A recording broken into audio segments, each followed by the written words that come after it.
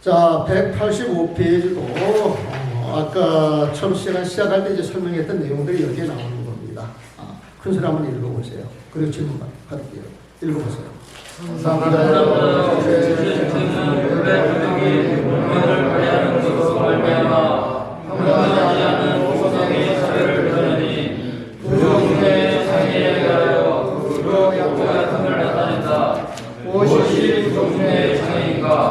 하나는 이장으로 세계를 장애하고 또 하나는 사람으로 생사를 창조한다. 어떤 것이 우성인가? 선산자여, 만약 이 부정을 끌어내지 못했다면 성불했다 할 수 없다. 만약 모든 중생이 영원히 탐욕을 버리고자 먼저 사람을 없앴으나 이 장을 끊지 못했다면 이는 단지 소화와 육각의 관계에만 깨달아 들어갔을 뿐 다시 사람의 경계에 머물러 있음을 보이는 것이 아니다. 성삼자여, 만약 발세 일체 중생이 열의 경험의 바다에서 누리려면 먼저 말하여 이전히 사랑과 인간을 표현해야 할 것이다. 우정의 이미 공부받았다면 모사의 경계에 깨달아 들어갈 수 있고 사랑과 인간을 영원히 판별하였다면 열의 인간 원각에 들어가 자, 여기에 또 대원각이라고 하는 말이 나왔죠? 이게 뭔지 알겠지, 이제? 뭔지 알잖아, 보면? 대원각, 대정열, 대열반, 다 같은 말이야, 다른 말이야? 열반이라고 하는 건 모든 번뇌가 소멸돼서 고요한 마음. 그 모든 번뇌가 소멸돼가지고 없어지는 걸 멸이라고 그러고, 그 고요한 마음 상태를 적이라 그래서 열반을 적이라고 이야기를 하기도 하고 멸이라고 이야기를 하기도 하고 이걸 합쳐서 정멸이라 그래 본다는. 그 정멸이라고 하는 마음전에 들어가게 되면 12분별이 다 끊어졌어요, 안 끊어졌어요? 번뇌가 다 끊어지고 아상이 끊어지고 무명이 끊어졌어. 그걸 우리 원각기에서는 원각이라고 그러지 보면. 그래서 대열반, 대정멸, 대원각 다 붙여진 마음을 이야기하는 거예요, 보면. 내가 왜 붙여진 마음이라고 하는 용어를 자꾸 쓰느냐면은 붙여진 마음은 알기 쉽잖아, 보면. 어떤 게 붙여진 마음이에요? 어떤 게 붙여진 마음이에요? 응? 왜 갑자기 어려워졌어?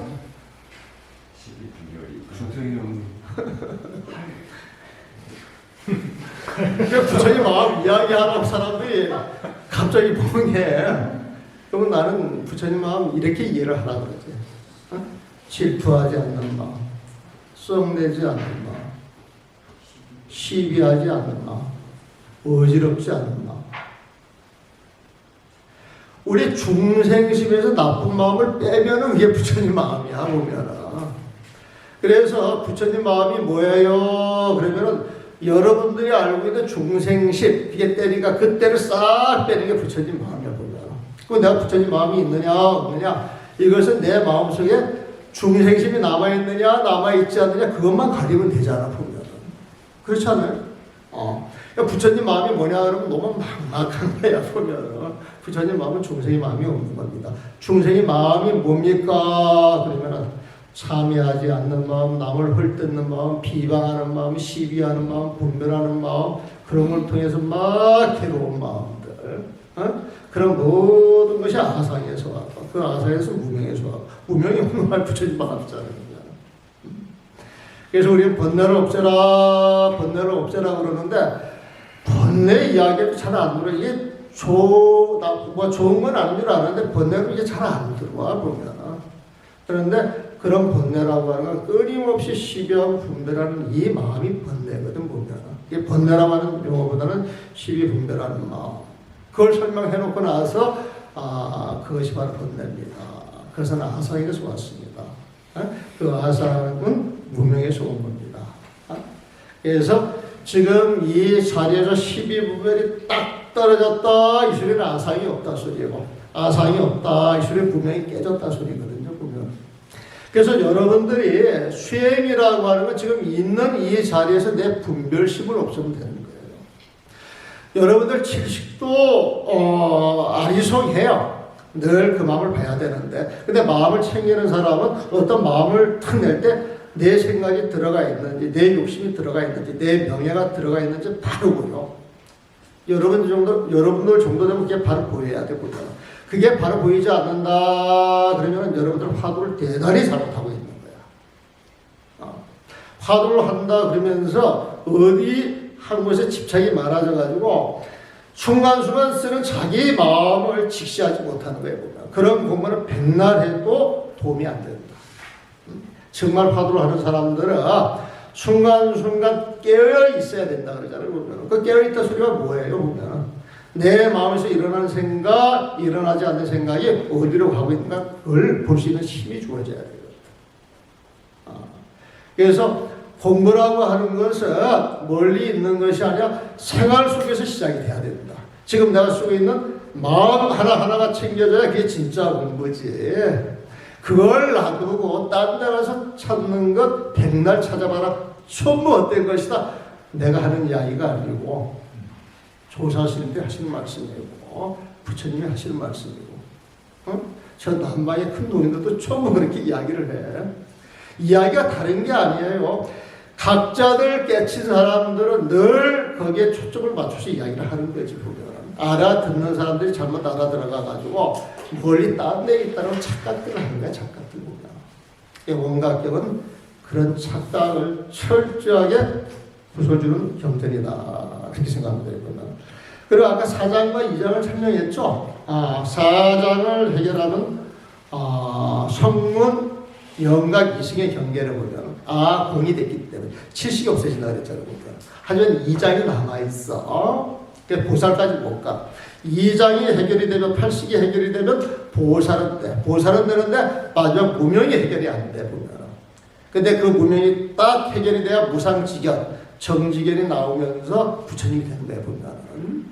그래서 4장이 해결된 사람은 이승성이라고 그러고 2장이 해결된 사람은 보살성이라고 그러고 이 보살성은 마지막 무명을 해결하지 못했는데 이게 해결이 된 사람들은 불성이야. 우리 불성 이야기 하잖아. 보면 이야기하고 그 다음에 이 부처님 법을 통해서 맞아 그래가지고 공부를 하는데 맞아 응무소지 생기십 첫 깨치면은 도노 딱 깨쳐서 그 자리를 알았어. 원각을 이해했어. 맞아 저기를 가야 돼. 차근차근 가는 것은 점수. 우리가 도노 점수 이야기할 때 도노 그 원각을 깨쳐서 바로 그 자리에 들어가면 돈수고 그 자리를 딱 순간적으로 깨쳐서 근데 이해한 것. 그래서 머리로 이해했다 그래가지고 해오 머리로 이해해서 맞아 저기가 내 갈 길이야. 그걸 분명히 알았으면 차근차근 가는 게 해오 점수야 보면. 근데 우리가 그 경을 보면서 도노 점수 이야기할 때 그 도노 점수에서 그 도노의 의미는 해오다. 해오다. 그러니까 도노라고 하는 용어를 똑같이 썼지만 도노 점수의 도노는 부처님 마음자리에서 쓰는 것이고 도노 점수의 점수 그 수행의 결과가 남아있기 때문에 도노 점수의 도노는 중생의 마음자리에서 씁니다. 중생의 마음자리 보면. 도노 점수 해가지고 그게 시비가 얼마나 많은지 몰라. 80년도, 90년도 굉장히 했었어 보면. 지금은 그런 열정도 다 사라져 버렸지. 도노 점수 이야기를 하면은 공부하는 사람들이 약간 관심 가질까 눈에 불 켜고 달려드는 사람 없잖아. 우리가 이제 그렇게 변해버린 거예요 보면. 그래가지고 2장, 4장 설명을 해드렸고 무상지계는 그 정지계라고 하는 표현이 나왔고 여기는 지금 불성, 보살성, 성문성, 이성성을 이야기했고 그 다음은 아마 부정성하고 이제 외도성을 이야기하겠지. 186페이지 그 번역을 한번 읽어보세요.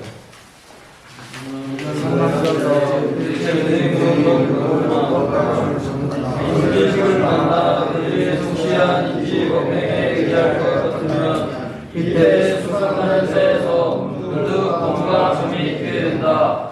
만약에 그의 최고 깨달음이 다른 수행길을 만난다면 그게 제 속에 상태에 관계없이 모든 불만을 느끼게 될 것이다. 만약 모든 중생이 비록 좋은 무한을 구하나 삿된 견해 진인자를 만난다면 바른 깨달음을 얻지 못할 것이니 이를 배도의 종성이라 한다. 이는 삿된 스승의 잘못으로 중생의 혼이 아니니 이 차이점을 중생의 공생의 구별하는 것이다. 그래서 지금 뭐 불서 보살서 있은 그런 표현이 안 나왔지만은 하모스는 쭉 정리를 이제 그렇게 해놔요 보면은. 그리고 근계 대소에 관계없이 이 말은 여러분들 이런 말 많이 쓰죠. 부처님 사구계가 기회 한번 스치게 되면은 속문할 인연이 주어져요, 안 주어져요? 주어진다고 이야기 많이 하잖아요. 올바른 법을 한번 들어서 그게 마음에 심어지게 되면은 그게 뿌리가 돼가지고 그쪽 인연이 무럭무럭 자라난다는 거예요. 그 인연이 주어져서 돈 가지고 깨닫는 사람도 있지만 그 인연이 주어져가지고 차근차근 삼아성직업을 걸쳐서 깨달을 수도 있어요. 그걸 점이라 그래요.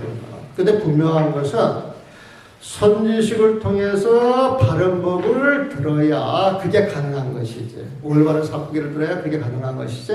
삿된 이야기를 들어가지고 생각 자체가 시작부터 잘못되어 있다 그러면 세세생생 공부를 해도 그 길로 못 들어간다는 거예요.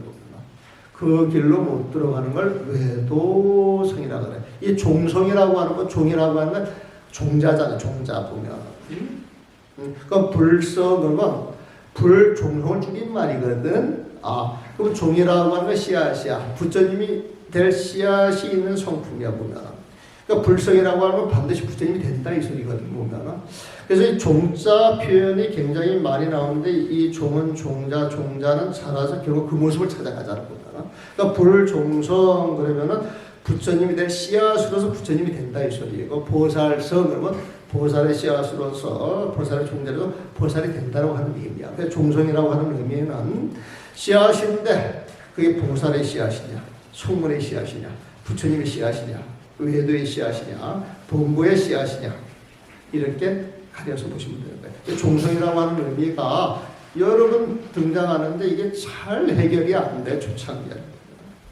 근데 이게 그 화학경을 요즘 작업을 쭉 하는데 화학경이 종성이라고 하는 표현이 너무 많은 거야. 응? 근데 전부 종성으로 써, 전부 종성. 이거는 좀 일반 사람들이 이해할 수 있는 용어로 바꿔야 되는. 이제 이런 마음이 생기면 자꾸 들여다봐. 들여다보면서 이제 그런 해결책을 찾아내야 돼. 도전 해결책을 찾아내야 돼. 그러니까 이 불교 용어 자체가 우리만 이거 있어가지고 우리만 쓰는 용어가 아니고 이 불교 용어가 우리말로 확 풀어져가지고 자유롭게 누구든지 대화 속에 그 용어를 써도 거부감 없이 이렇게 통하는 그런 용어들을 우리는 만들어내야 돼요. 아직도 많이 갖춰져 있고 그리고 또 우리가 쓰는 용어는 계속 살려서 우리가 그 용어에 익어져가지고 자꾸 전파하다 보면 그게 상식이 되는 것이거든. 전지, 전나, 그러면 기독교에서 쓰는 걸로 생각을 하는데 우리한테 심력이라고 하는 그 표현이 있단 말이에요. 그리고 전지에 전능이라고 하는 표현도 있어요, 보면. 그래서 이 기독교인들이 성경을 만들었을 때 좋은 용어들은 우리 불교 용어를 착용하게 되게 많아요, 보면. 장로라고 하는 말도 우리 저희 집에 쓰는 용어잖아요, 보면. 그 사람들 갖다 쓰자고. 응? 그래서 장로 그러면 기독교에서 쓰는 용어로 하는데 우리가 늘 일상생활에 쓰는 용어란 말이에요, 보면. 우리가 안 쓰니까 저 사람이 쓰니까 저 사람들 그 용어로 돼버린 거예요, 보면. 그래서 그 성근이라고 하는 말도 나는 처음에 번역을 할 때 좋은 마음의 뿌리 이런 식으로 번역한 글도 되게 많아요. 그런데 그 성근 그러면 성근이라고 하는 그 말에서 그 묘하게 또 느껴지는 그 맛도 있거든. 근데 이제 자꾸 그걸 풀어서 쓰니까 공부를 많이 한 불자가 이 성근이라고 하는 용어도 엄청 많이 등장하는 용어인데 이 용어는 그대로 썼으면 좋겠습니다. 또 그렇게 해. 그래서 좋은 마음에 뿌리고 글자가 늘어나는데 성근 쓰면 두자 그대로 쓰잖아요, 보면. 근데 황영 10회양품을 보고 있는데 거기에 보게 되면 일체 성근을 행한다고 하는 말이 있거든. 그러니까 성근이라고 하는 용어가 엄청 많이 쏟아져. 그래서 그걸 좋은 마음의 뿌리로 안 하고 그냥 성근에서 성근의 의미를 잘 풀어주고 그 뜻을 알고 있으면 좋지 않겠느냐. 그래서 이제 성근이라고 하는 용어를 요즘 그냥 써요, 보면은.